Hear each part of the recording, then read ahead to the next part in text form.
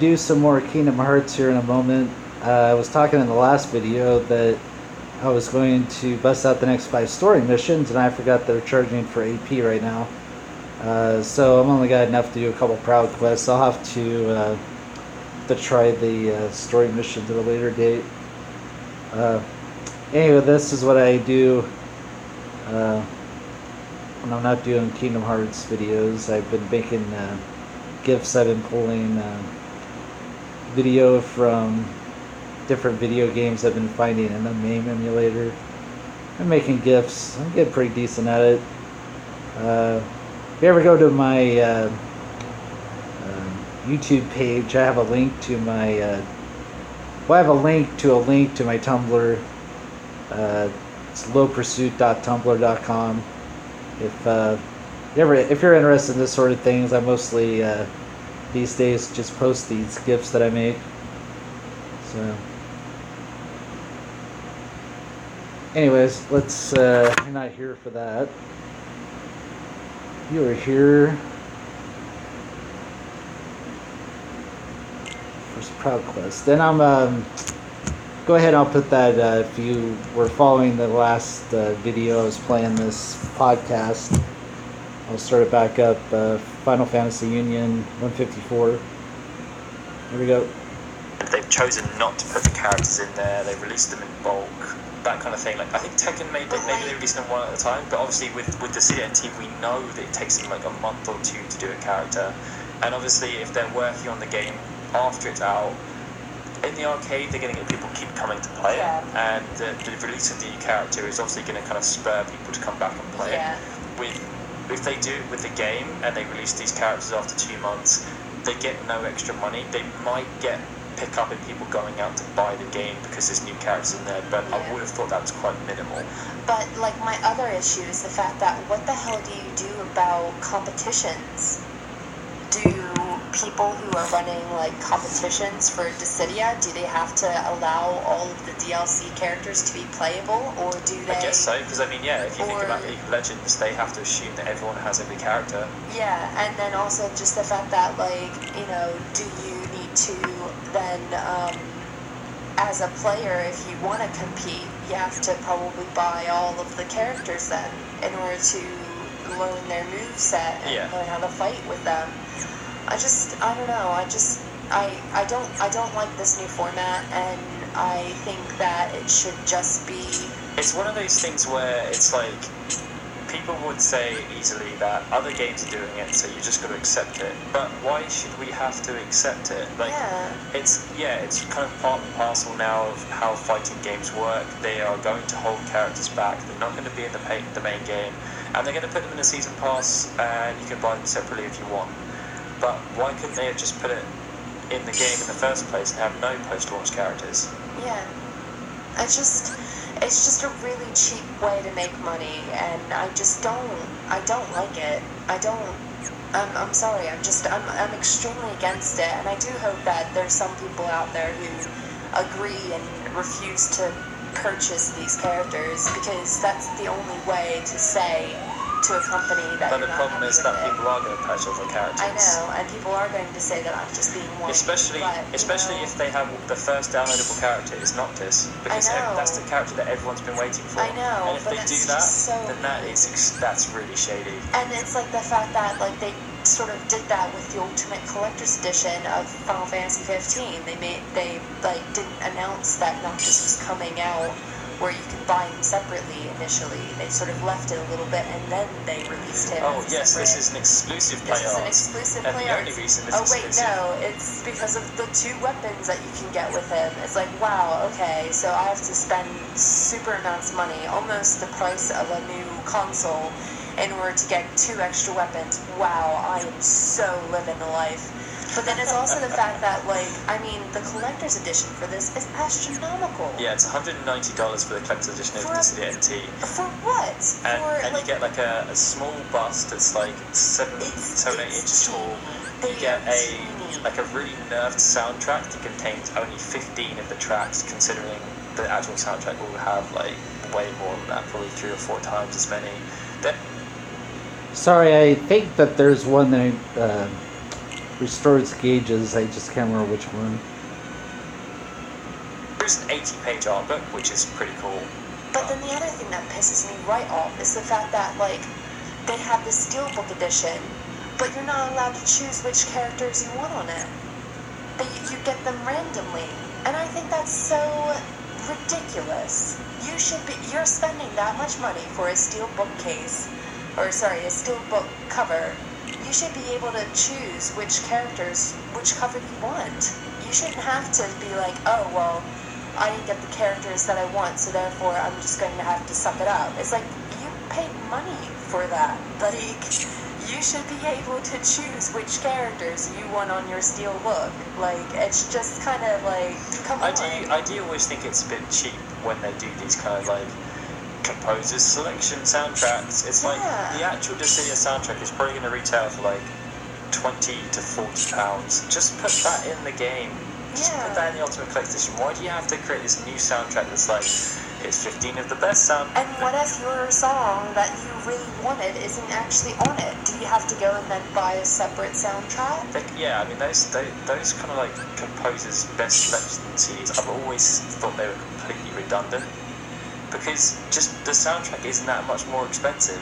No. And it contains everything. No, and to be honest, like at this point, and you know, hand slapped if this is a wrong thing to say, but if anything, they're promoting piracy that way. They are absolutely promoting piracy that way, because there's people who buy that soundtrack, they're not going to buy the rest of the track. Yeah, I mean, like you get on YouTube. the Dissidia digital edition comes with five tracks instead of 15. Yeah, so it's just like, somebody's going to just post that up on YouTube and they're just going to listen to it that way. What is the point? What is the actual point of doing that? Like, you're just being... But anyway, are you actually excited for Dissidia? Despite everything that you've said, Lauren, like all the kind of complaints and the characters and the DLC and all this stuff. I hate being negative, and I feel like I have been a negative Nancy lately. But I'm really getting sick and tired of the way that Square Enix is treating us fans, and like, I will be an advocate for the fact that, like... But I would say that they are actually releasing a game relatively early. They are releasing it relatively early, but if, God forbid, they make Noctis a DLC, I am freaking just... Lauren's gonna lose it. I am going to lose it. And, like, the fact that they haven't even included people like Laguna or anything, like... You know what, at this point, if the characters that I love are not going to be in it, I'm just going to put my hands up and do a dozen. I would say, even though we don't agree with the concept of DLC in most instances, as I think everyone knows, if the 6 characters they have in the Season Pass are 6 completely brand new characters who have never been in the Dissidia franchise before, I would be happier. If it's 6 characters that are like, Yuna, Laguna. Well, Yuna was in it. That's what I'm saying. You mean, if the 6 characters that are in the Season Pass are characters that we've already seen in the franchise. Yeah. So, if it's Yuna, Laguna, Gilgamesh. Yeah. Then we're just gonna be like, drop the mic, this is horrible. This is just, what's the point? Yeah, but if they're like Seymour and freaking Sid from Vulcan. Well, I mean, Nomura's gone on record numerous times saying that he wants Xande to be in it. Like, there's so many other characters that they could put in the game to make it interesting. It's just really disappointing, and like, I mean, if they are going to fill their original roster, then how many season passes are you going to need in order to get all of the roster? From what I've seen from other games, typically they might have 6 to 12 characters as DLC. I don't know what that means for Dissidia, but I don't think they're going to hit the 50. No, which is really disappointing. I mean, very disappointing. I was really looking forward to this game, and I thought that it would be just like really, really, really cool, but it's more and more looking like The Sims 4. It's more and more looking like The Sims 4. Hands down, it's The Sims without the toddlers now, and the toddlers are getting angry. I'm really curious to see how the open beta goes, the closed beta, because so far, at E3, the only people that really played it didn't have any idea what the hell's going on. Once the fans start getting their hands on it and start getting the feel for the 3v3 combat, then it's going to be a lot more interesting to see how people feel about it. Yeah. That's how I'm going to roll that bar. Okay. Closed beta. And then Closed starts. beta. Closure. Closed Yeah. beta. Closure. Yeah. Alright, so next up we're going to talk about Gamescom. Yeah. Now, Lauren, you have to be positive here. Okay. I'm mandating. You have to be positive. Okay, I'll try. You used to be the one that was always positive, and I used to be the one that was really negative. What's happened I here? know. I've drunk the Kool-Aid. I've gotten sad over the years. Alright, so from a Disenfranchised. positive perspective, what are you expecting from Gamescom? Ignis? Episode Ignis. Yeah. What do you want for it? More on an episode Ignis. More. More of my little fellow. Okay. He's not a little fellow. You want a trailer? Yes, a trailer. Yeah, the trailer would be nice. I don't think they're gonna do that. But there has to be some gameplay. I don't think they will, because with episode Gladiolus and episode Prompto, they didn't show anything off until like weeks before the release.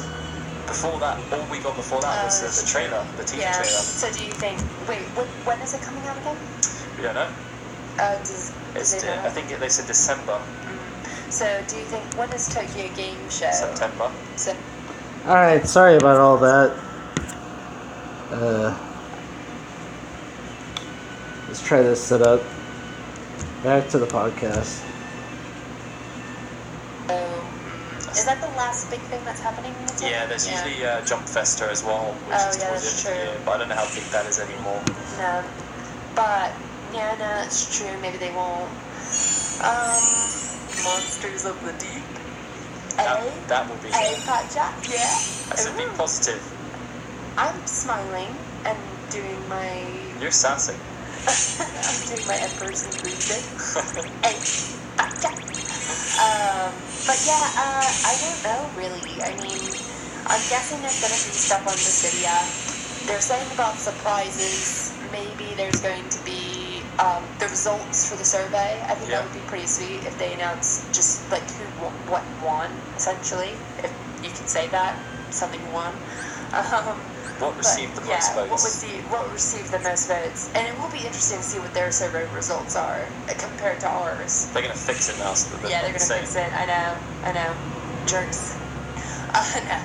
But yeah, I mean, other than that, I'm really hoping that we get like maybe a whiff of what Tabata is now working on. I mean, I doubt it because it's like super early, but it would be cool. And I don't know, like I don't know really what I want anymore. I kind of just want Final Fantasy 16, but like I just feel like it's not the time yet.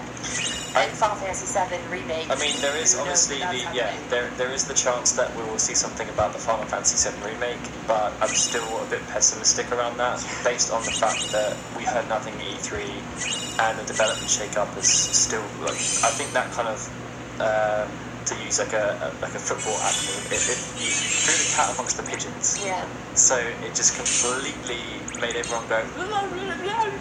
Yeah. And not know what the hell's going on. Yeah. They are vicious though. One flew at one of my friend's heads while we were walking, and they were scary.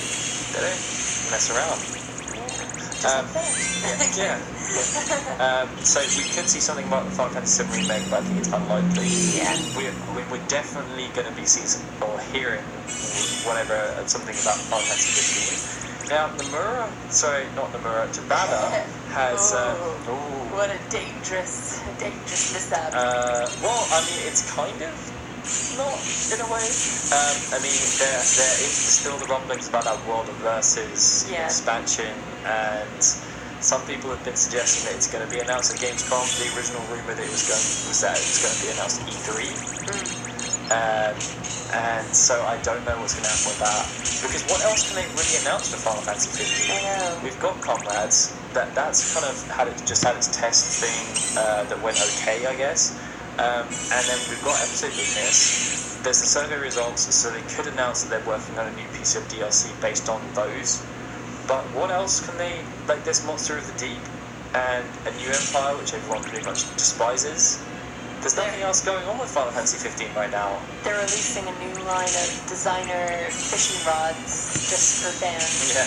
It's just like Another collaboration. Square Enix just choose the things that like just nobody cares about, or just like a very small amount. No, it's what Tabata cares about. It's what Tabata cares about. But yeah, no, I genuinely don't. Unless it's that kind of expansion, it's going to be like a Final Fantasy 15, not sequel, but kind of like, yeah, it's expansion. What about like well, we might see more comrade stuff, possibly, like more gameplay. I don't know, because the only way that would work is if it's going to be coming out before Episode Ignis. Yeah, it's true. And they've never hinted that it would do that. No. And especially since how the online test went, which, I mean, they had loads of server issues to the point where they had to redo the test. So yeah, I'm not too sure. Yeah, they're definitely going to have something around DisDNT. Yeah. We could see something like Final Fantasy remake, and well, they said that there's probably going to be some mobile stuff there. I mean, we're going to probably see some Mobius or Brave Exvius or something. Yeah. And then Final Fantasy 15 is definitely going to be there, but I don't know in what capacity if it's not the expansion. Yeah. Like, what else are they going to be talking about? Because they're hinting that it's going to be something really not small. No, I know, but at this point, I'm just expecting wine glasses. I mean, it could be an expansion of Brotherhood. Maybe. They're re-releasing the Rome collection. No, There's more stuff because for you to buy. They said at E3 that it was going to be something new in the Final Fantasy 15 universe. Cindy is pregnant with DLC. Proctor's with DLC. Yeah. She first sold the DLC. But no, I mean, like, one other thing I was just thinking of was, like, what happened to the freaking 30th anniversary? This seems like the flop anniversary. It's just like Nothing has happened. 30th anniversary. The Final Fantasy's turned 30. They had the ice sculpture, but that wasn't even around that. That was about the celebration of Final Fantasy 7's anniversary. Yeah, and it's just like Final Fantasy. It's just the epitome of turning 30, isn't it? Everybody forgets you. You're gone. You're old news. It's all downhill from all there. downhill from here. Sorry, Final Fantasy. Alright, so that's Gamescom. Moving on to the news. I guess going along with that, so Final Fantasy has now surpassed 135 million copies sold within the franchise, which, from what I can gather, puts it just outside the top 10 best-selling franchises. Of all time. Yeah. And do you know what's ahead of it, Lauren? The Sims. The Sims. Yeah! But also Need for Speed. That's weird. Yeah, Need for Speed has sold a lot apparently, and Sonic the Hedgehog is way ahead. I didn't expect Sonic the Hedgehog sold like 220 million copies or something. Really? It's crazy. I love Sonic. And that's why they keep releasing games. Final Fantasy, and this is really when it gets a bit. You realise how small Final Fantasy is in the grand scheme of things. We were kind of talking about that today, weren't we? Like, yeah. The fact that even though it sold so many copies, most people don't have any idea what it is. No, or never heard of it, gamers, or you talk to your average gamer at like work or something, and you're just like, oh yeah, I play Final Fantasy. What? they might have heard of it, but maybe never played it. Yeah. Guaranteed they've heard of Call of Duty though. Or if they have played it, they've only played like not to knock anybody playing 7, but like they've only played 7 and they've not that they haven't explored anything. I do know some people that actually played 15 as their first one, but then like didn't really know what to expect. Yeah. But yeah, it's kind of neck and neck with Minecraft, which is where I was going with that. Like the fact that there is one Minecraft and it sold about 120 million copies now. That's insane. And it's one game. And it's one game. And whereas Final Fantasy is about 100 or so. Yeah, like, Minecraft hasn't released that long ago at all. No. In the grand scheme of things. That is just insane. Other news we have is that Ariana Grande is back. Yay!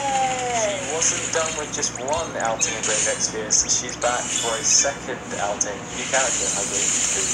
Yeah, I bet you're excited about that, right? Oh, I'm so excited. I do love Ariana Grande. Are you going to download Brave Exvius so you can play it? Oh, I'm with her in the game. She's just so cute. I love Ariana Grande. Still, probably one of the weirdest collaborations I think they've ever done. Yeah. I can kind of understand it because she's really into Japanese culture and stuff. And Japanese people love her. which is understandable because she's just freaking adorable. She is so cute. I just can't get enough of her. I'm sorry, I know that there's a lot of haters out there, but like, she is so cute. She's like a cuddly toy. Like, there's just nothing, yeah. And her character is a Viera kind of thing, right? Yeah, she's like a little bunny.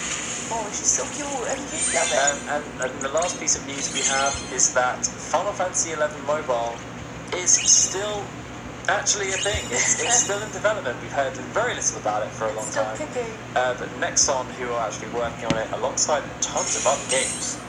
Like, there's a slide that's the Final Fantasy XI Mobile is on, but there's so many games on it. There's 2 Titanfall games they're working on, like two mobile MMOs for Titanfall. I don't know. But anyway, so they've said that they put it in their Q3 2017 and beyond section in their kind of pipeline. Yeah. Which, I mean, I'm guessing it's the beyond part of that. It's definitely beyond. I don't see it coming out in the next month or so. Yeah. I generally don't see it coming out ever. I mean, compared to the other games that they're working on, like, it's Final Fantasy XI is so expansive, and we still don't really have any idea what this mobile game is going to be. Yeah. They kind of said that, they're condensing the whole game into this mobile app, but the Final Fantasy XI experience is huge, with all the expansions and everything that it's... Obviously, it's still growing now. They're still adding stuff to it. Like, they're not doing any more massive, big, like, expansions. But they're still doing updates all the time. Like, it's new quests and stuff being added still, from what I gather. I just think it's crazy, but, like, there again, like, the mobile stuff that they're doing with Final Fantasy at the moment in general is just insane. Just how much of their resources are going into mobile games. Yeah. But hopefully we see it at some point. I wouldn't mind playing it on mobile. I guess it depends what kind of model they do. Yeah. But we'll see. Yeah, we will see. There have been a lot of people asking me about it. They're like, where is it and all this kind of stuff. Well, now you have your update. It's still in development. We have nothing else about it, but it's being developed still. Yes. Still out there. So I think that's pretty much it, Lauren. Yeah. I think we're out of stuff to talk about. I think I would have liked to talk about this. Yeah, I was going to say I would have liked to maybe have talked a bit more about the CNT in terms of the gameplay and how we're expecting it to work and stuff, but Lauren was not in a positive mood with regards to that game today, so... Oh my gosh. I mean, like, there's still a part of me that's just excited to play it and excited to have it be so HD and fun, but... Come on, guys. Like, let's be real about this. We are being treated like money bags, and I don't like it. You don't? I don't. No. Well, okay, so, that's that. So, our music for this episode is an arrangement from Final Fantasy 1, Gurren Volcano, which obviously, of course, features in Final Fantasy 9 too. And the performer is Ferdke. It's done like an 80s metal rock kind of version of it. I'm feeling in the 80s, which is why I found it. I was just like, you know what? I want to find Final Fantasy 80s music, even though Final Fantasy was in the 80s, but like 80s style Final Fantasy music. And Materia Collective did do something that was quite similar for theirs. Yeah. But like this one, I just thought it was groovy. It was nice to listen to. So hopefully you guys enjoy listening to it as well. The next episode of Final Fantasy News is scheduled to come out on the 5th of September, so we'll know what that Final Fantasy 15 stuff is by that point. And it'll be 2 days after your birthday, girls. Yay! I should be more excited than I am. You should, because we're going to go to drag queens. The day after my birthday. The day of your birthday. The day of my birthday. The day of your birthday. The day of your birth. We are going to see Bianca Del Rio. I'm so stoked. It's going to be an experience. Yes. That's all I'm going to say. But make sure you subscribe to us on iTunes. Just search for Final Fantasy and we'll come up. And obviously check out our YouTube channel as well. We just passed 31,000 subscribers on there. We're putting out a lot of stuff still. We just finished up our Final Fantasy 15 survey. Where we had about 2,600 people respond with their thoughts about Final Fantasy 15 in loads of different ways. Yes. So be sure to check out the video series we've done that. And of course, if you would like to support us, then please check out our Patreon at patreon.com/FMKunion. And go to FinalFantasy.com for all our news coverage provided by Brayden. Thank you, Brayden. But yes, that's pretty much it, Lawrence. Yep. Goodbye, guys. I hope I didn't depress you too much. I'm not sure how I feel actually right now. I'm thinking, yeah, we probably could have been a bit more positive, Lauren, but you had to get it out of your system. Yeah. And we'll see what happens in the future with regards to everything else with the franchise. Alright guys, I'm Daryl saying goodbye. This has been a FinalFantasyUnion.com production.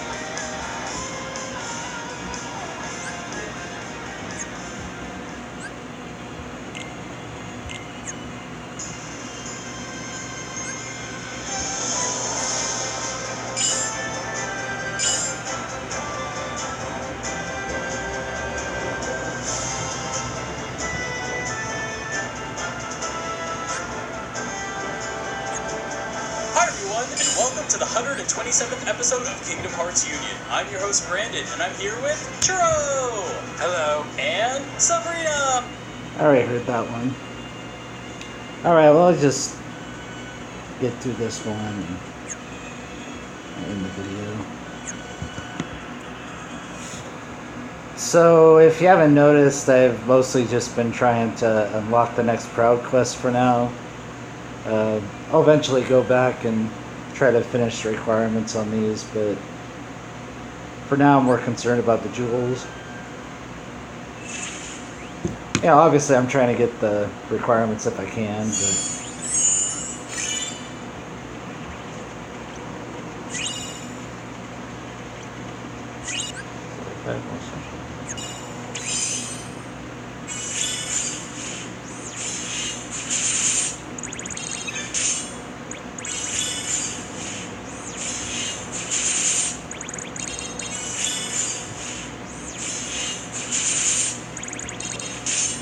what? I thought that was going to do a lot better than that. Alright. Well, I guess I just go to the target.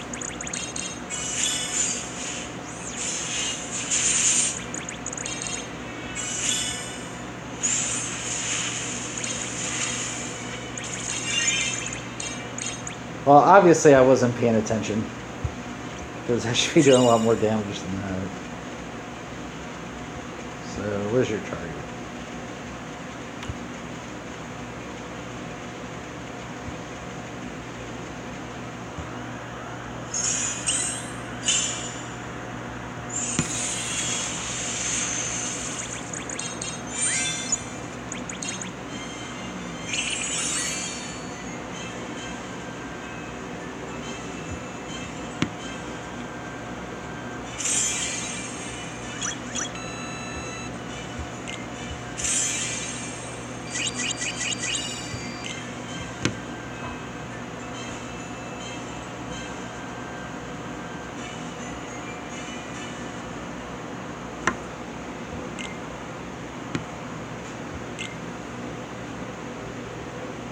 Well, I guess I got enough AP to do one more.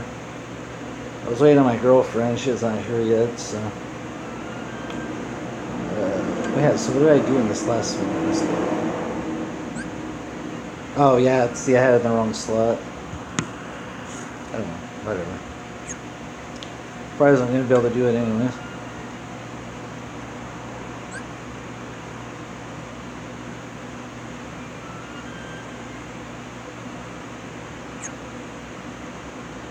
I have to do 7 or more special attacks,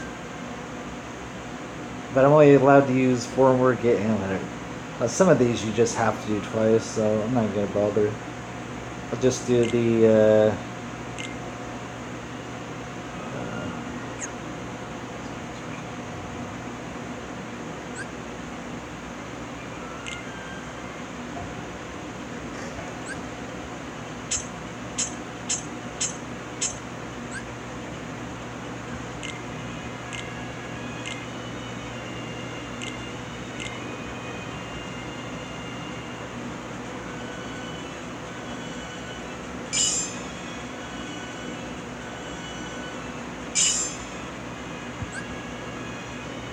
oh, this actually excuse to use we got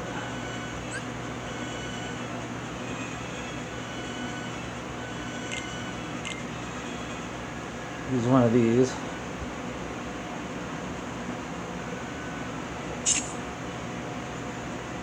Okay.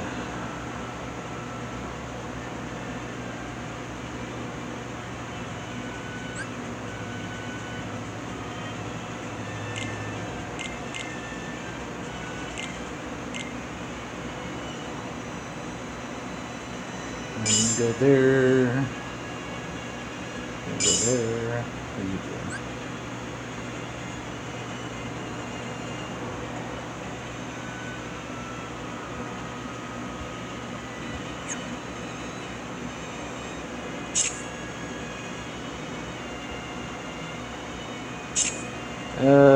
That'd probably be better.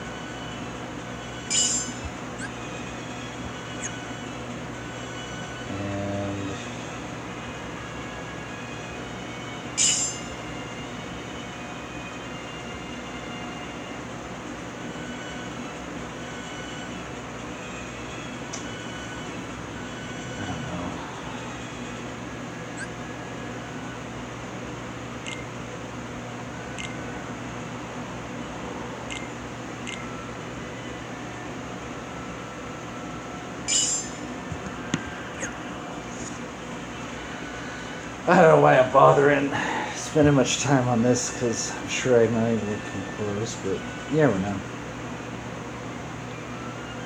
The difficulty of these are really all over the place.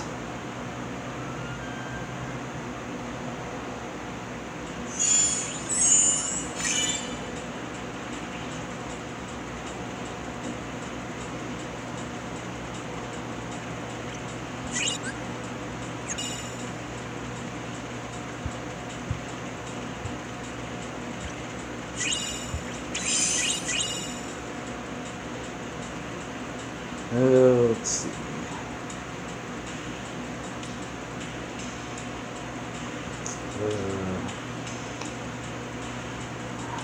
This.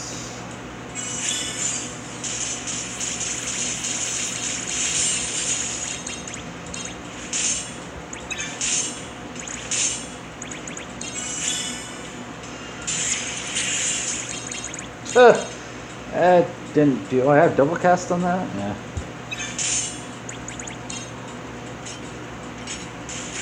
That didn't do jack.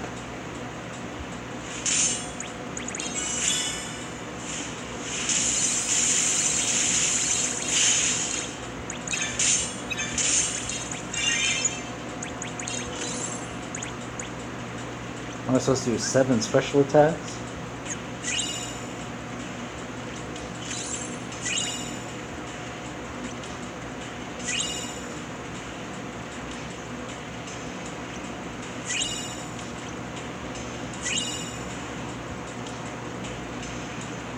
So let's see, I did 1,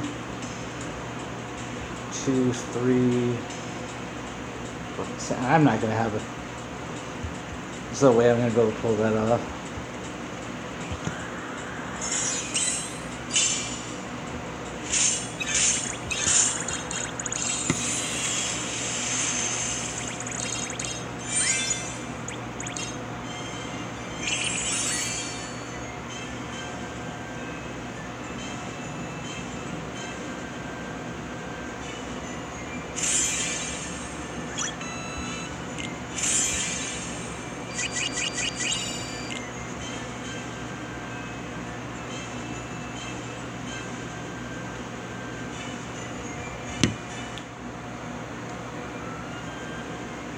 Alright, I'll do one more.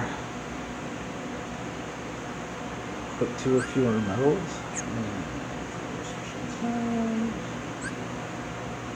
Oh, great. Well, I'll just get the bottom requirement out of the way. I mean, speed medals are my, I know, weakest on strength medals. So. Or speed medals. Oh. I'm getting tired. Alright. So, 2. Oh, shoot. See, I always forget to check the other requirement. I always look at the mission requirements and not the... what I'm allowed to use. That's my girlfriend right there. Yeah, she's here, so I'll have to call it a day on the videos. So, thanks for watching. Bye.